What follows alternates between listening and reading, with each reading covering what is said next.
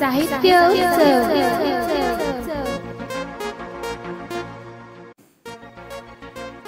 नमस्ते, सुप्रभात.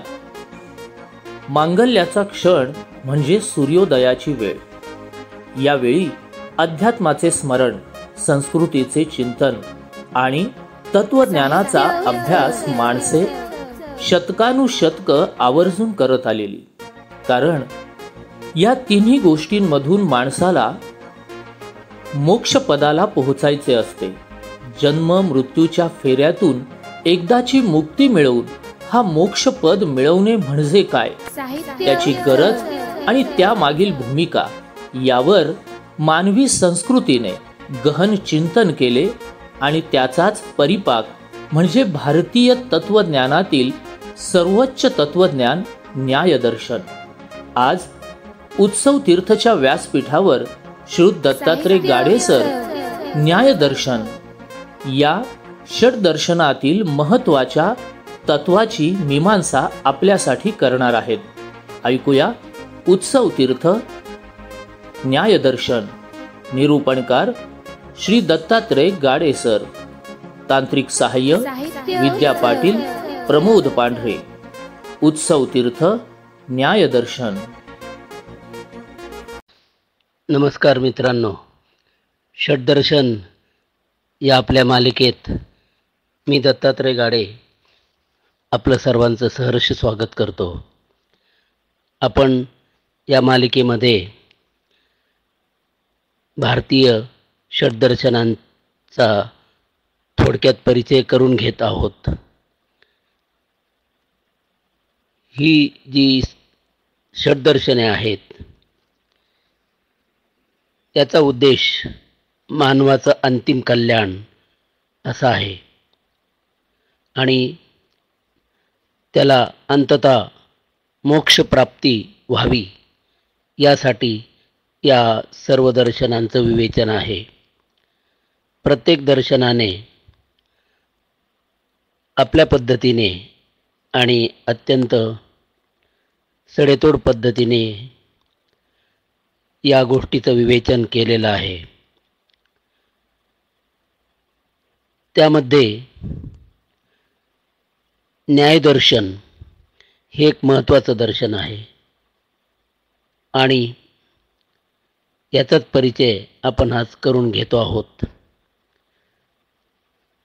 माणसाला जन्ममृत्यूच्या फेऱ्यातून सोडवून त्याला मोक्षाप्रत नेण्यासाठी जे ज्ञान हवं ते यथार्थ असलं पाहिजे आणि ते अत्यंत तर्कशुद्ध पद्धतीने मिळवलं गेलं पाहिजे आणि यासाठीच हे न्यायदर्शन निर्माण झालेलं आहे. न्यायदर्शन हे एक फार महत्त्वाचं दर्शन आहे आणि त्याचा सखोल अभ्यास करण्यासाठी काही वर्षांची आवश्यकता आहे. प्राचीन काळात या दर्शनाचा अभ्यास अत्यंत सखोल पद्धतीने करून घेतला जात असे आणि म्हणून न्यायशास्त्राबद्दलची संपूर्ण माहिती मिळवणं हे एक खरोखरच बुद्धीला एक आव्हान असे. अशा रीतीने हा एक सुंदर असा दर्शनशास्त्राचा एक भाग आहे. न्यायदर्शन हे न्याय नावाने आपण ओळखतो हे आता आपण पाहिलं. त्याचा अर्थ असा की नियते अनेन इति न्यायः, ज्याच्यामुळे तर्काच्या प्रमाणांच्या आधारे निष्कर्षाप्रत पोहोचलं जातं ते म्हणजे न्यायशास्त्र होय.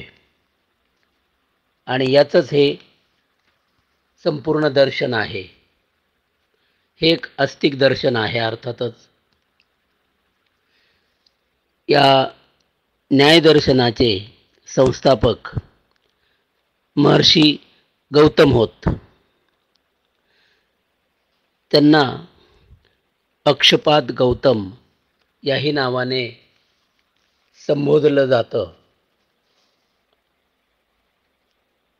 या दर्शनाचं जे वाङ्मय आहे ते फार मोठं आहे आणि अनेक महान विद्वानांनी सखोल चर्चा करून ही ग्रंथसंपदा निर्माण केलेली आहे. यामध्ये न्यायसूत्र हे खुद्द महर्षी गौतमांचं सूत्ररूपाने असलेलं पुस्तक अर्थात ग्रंथ आहे आणि त्यातूनच आपल्याला न्यायशास्त्राच्या मूळ तत्वांची माहिती होत असते. तसंच इतरही जे ग्रंथ आहेत त्यामध्ये उल्लेखनीय जे ग्रंथ सांगता येतील त्यामध्ये न्यायभाष्य हे वात्स्यायन यांचं एक लेखनात्मक पुस्तक आहे. त्याला न्यायशास्त्रात विशेष महत्त्व आहे. तसंच वाचस्पती मिश्र यांचं तात्पर्य टीका हे न्यायशास्त्रावरील भाष्य आहे. त्याचप्रमाणे उड्डायन यांचं न्याय कुसुमांजली हे न्यायशास्त्रावर भाष्य करणारं एक महत्त्वाचं पुस्तक आहे. आणि अशा अनेक ग्रंथांच्या माध्यमातून न्यायशास्त्राबद्दल फार मोठी चर्चा आणि लेखन प्राचीन काळापासून होत आलेलं आहे. हे जे न्यायदर्शन आहे त्याचे मुख्यतः दोन भाग पडतात. एक प्राचीन न्याय किंवा प्राचीन न्यायदर्शन हे महर्षी गौतमांचंच आहे अर्थात. आणि दुसरं नब्बन्याय दर्शन अर्थात नवीन पद्धतीने न्यायाची मीमांसा करणारं हे नब्बन्यायदर्शन आहे. अर्थात ही न्यायदर्शनाची दोन अंग आहेत आणि हे नब्बन्याय जे निर्माण केलेलं आहे त्याची प्रणेता आहेत गंगेश उपाध्याय आणि त्यांनी यासाठीचं विवेचन करणारा तत्वमीमांसा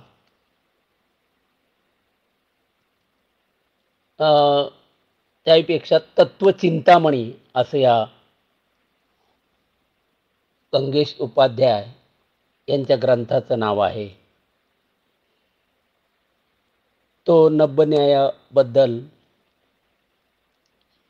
विशेष चर्चा करणारा असा ग्रंथ आहे आणि त्यामुळेच या सर्व चर्चेतून न्यायशास्त्र अधिकाधिक तर्कशुद्ध असं झालेलं आहे आणि म्हणूनच त्याला आपण वेगवेगळ्या प्रमाणांद्वारे निष्कर्ष काढणारं शास्त्र म्हणतो. आणि त्याला तर्कांचाही आधार घेतला जातो म्हणून त्याला तर्कशास्त्र हेही नाव आहेत. प्रमाणांच्या आधारे निष्कर्ष काढला जातो, म्हणून त्याला प्रमाणशास्त्र असंही नाव आहे. एवढंच नव्हे तर महर्षी गौतम यांना आपण अक्षपाद गौतम म्हणून ओळखतो आणि त्यांचे स्थापन केलेलं दर्शन म्हणून त्याला अक्षपाद दर्शन या नावानेही ओळखलं जातं. अशा रीतीने अनेक वेगवेगळ्या नावांनी हे दर्शन ज्ञात आहे, प्रसिद्ध आहे. जे प्राचीन न्यायदर्शन आहे, किंबहुना न्यायदर्शनाचा प्राचीन भाग आहे, त्यामध्ये मोक्षाची चर्चा आहे. तसंच ईश्वर आणि ईश्वराप्रती जाण्यासाठी जो साधक आहे त्याला मार्गदर्शन आहे. तसंच जे नवीन न्यायशास्त्र आहे, ज्याला नब्ब न्याय म्हटलं जातं, त्यामध्ये मुख्यतः ज्ञानमीमांसा आहे. आणि ज्ञानमीमांसामध्ये अनेक गोष्टींची चर्चा करण्यात आलेली आहे. पण यामध्ये ठळक भाग जर सांगायचे झाले तर 3 गोष्टी विचारात घेतल्या जातात. एक ज्ञान, दुसरं ज्ञाता आणि तिसरं ज्ञेय. आपल्याला ज्या गोष्टीची संपूर्ण माहिती हवी ते म्हणजे ज्ञान होय. परंतु हे ज्ञान मिळवण्यासाठी आणखी 2 गोष्टींची फार आवश्यकता असते आणि त्याशिवाय ते ज्ञान मिळू शकत नाही. त्या गोष्टी म्हणजे ज्ञाता आणि ज्ञेय. ज्याला ज्ञान प्राप्त करून घ्यायचं आहे तो ज्ञाता, आणि ज्या गोष्टीचं त्याला ज्ञान मिळवायचं आहे ती गोष्ट म्हणजे ज्ञेय. आणि ज्ञान मिळवण्यासाठी ज्ञाता आणि ज्ञेय हे एकत्र येणं आवश्यक असतं. अन्यथा ज्ञान हे प्रत्यक्ष प्राप्त करता येणं शक्य नसतं.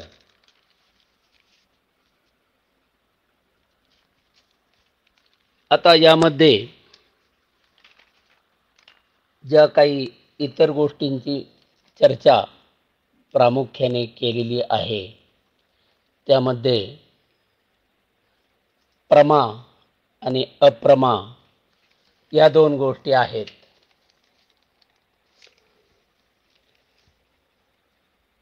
प्रमा म्हणजे एखाद्या गोष्टीचं यथार्थ ज्ञान प्राप्त करणं, आणि अप्रमा म्हणजे त्या गोष्टीचं विपरीत ज्ञान मिळणं. आता प्रमा अर्थात यथार्थ ज्ञान हे 4 गोष्टींच्या माध्यमातून प्राप्त करता येतं. अर्थातच त्याला प्रमाण असंही म्हटलं जातं. प्रमासाठीच्या या 4 गोष्टी म्हणजे प्रत्यक्ष, अनुमान, शब्द आणि उपमान. आपण प्रत्यक्ष जी गोष्ट पाहतो किंवा आपल्या इंद्रियांच्या माध्यमातून अनुभवतो ते प्रत्यक्ष प्रमा होय. दुसरं अनुमान. आपण काही गोष्टींच्या आधारे अनुमानाप्रत येतो, हे ज्ञानप्राप्तीचं दुसरं प्रमाण आहे. तिसरं माध्यम म्हणजे शब्द. आपण काही लोकांकडून किंवा इतर श्राव्य माध्यमातून, आजकाल पुस्तकांमधून देखील, कारण पुस्तकातही शब्दच असतात म्हणून ते शब्द प्रमाण त्याला म्हणतात, त्यातूनही यथार्थ ज्ञान होऊ शकतं. आणि तिसरं उपमान. उपमान म्हणजे एखाद्या गोष्टीची उपमा देऊन समजावलं जातं. एखाद्याने एखादी गोष्ट पाहिलेली नाही, परंतु तिच्यासारखी गोष्ट त्याने पाहिलेली दुसरी आहे म्हणून त्याने पाहिलेल्या गोष्टीच्या आधारे त्याने पाहिलेल्या गोष्टीची उपमा देऊन त्याला त्याचं ज्ञान करवलं जातं. म्हणून उपमान हेही एक महत्त्वाचं माध्यम यथार्थ ज्ञानासाठी मानलं जातं. परंतु दुसरा एक भाग असा आहे की कधीकधी विपरीत ज्ञान देखील ज्ञात्याला होतं आणि तो ते खरंच आहे असं समजतो, आणि यालाच अप्रमा म्हणतात. आणि अप्रमा अर्थात विपरीत ज्ञान मिळवून देणारे 3 भाग आहेत. एक संशय, दुसरा भ्रम आणि तिसरा तर्क. संशय अर्थात त्या माणसाला ते ज्ञान असतं, परंतु कधीकधी त्याबद्दल संशय असतो, निश्चिती नसते. दुसरं भ्रम, विपरीत ज्ञान होण्याचं हे दुसरं माध्यम. तो समजतो तशा पद्धतीचं खरं ते ज्ञान नसतं, पण तो भ्रमात असतो की आपल्याला ते ज्ञान झालेलं आहे, परंतु ते अयथार्थ असं ज्ञान असतं, अवास्तववादी ज्ञान असतं. आणि तिसरा तर्क. तर्क हा प्रत्येक वेळेस बरोबरच असेल असं नाही, त्यामुळे तर्काने जे ज्ञान होतं ते देखील खरं तर अविश्वसनीय किंवा ज्याला अप्रमा, अयथार्थ असं ज्ञान असतं. शंकराचार्यांनी तर्कोप्रतिष्ठः अर्थात तर्क हा नेहमीच अप्रतिष्ठ असतो असं म्हटलेलं आहे. आपण म्हणतो माझा तर्क आहे, पण चुकूही शकेल, म्हणून तो अप्रमामध्ये येतो, न्यायशास्त्रात अयथार्थ ज्ञानामध्ये येतो. आपण आत्तापर्यंत थोडक्यात जे न्यायशास्त्राचे मुख्य भाग आहेत ते पाहिलेत, परंतु त्यामध्ये अजून एक फार महत्त्वाचा विषय प्रतिपादला जातो आणि न्यायशास्त्रात याची विशेष चर्चा आहे. न्यायशास्त्राने 16 पदार्थांचं विवेचन केलेलं आहे आणि या 16 पदार्थांच्या ज्ञानातूनच मनुष्य अंतिम सत्यापर्यंत जाऊ शकतो असं न्यायदर्शन सांगतं. आणि म्हणून या 16 पदार्थांना न्यायदर्शनात वैशिष्ट्यपूर्ण स्थान आहे. ते 16 पदार्थ म्हणजे प्रमाण, प्रमेय, संशय, प्रयोजन, दृष्टांत, सिद्धांत, अवयव, तर्क,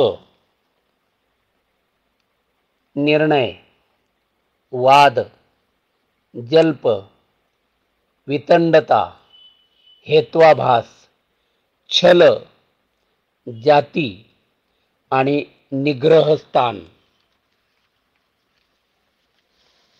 फार मोठी चर्चा ह्या 16 पदार्थांवर न्यायदर्शनामध्ये करण्यात आलेली आहे. हे जे न्यायदर्शन आहे त्याबद्दल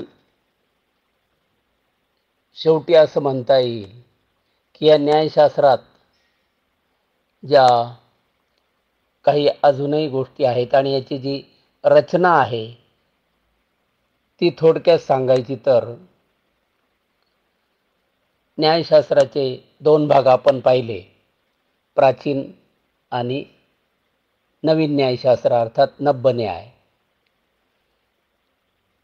तसंच न्यायदर्शन हे 5 अध्यायांमध्ये विभागलेले आहे. हे 5ही अध्याय पुन्हा 2 भागात विभागलेले आहेत. न्यायशास्त्रामध्ये अर्थात न्यायदर्शनात जी न्यायसूत्रे आहेत ती 528 आहेत आणि अर्थातच न्यायदर्शनात आपण पाहिल्याप्रमाणे 16 पदार्थांचे वर्णनही करण्यात आलेलं आहे. अशा रीतीने आपण न्यायशास्त्राबद्दल किंबहुना न्यायदर्शनाबद्दल थोडक्यात माहिती पाहिलेली आहे. आणि न्यायदर्शन हे भारतीय दर्शनातील अत्यंतिक महत्त्वाचं असं दर्शन आहे हेही आपण पाहिलं. आणि म्हणून दर्शनशास्त्राचा जेव्हा विचार होतो आणि अत्यंत तर्कशुद्ध पद्धतीने जेव्हा हा विचार मांडला जातो तेव्हा न्यायदर्शनाला पर्याय नाही असंच म्हणावं लागतं. धन्यवाद.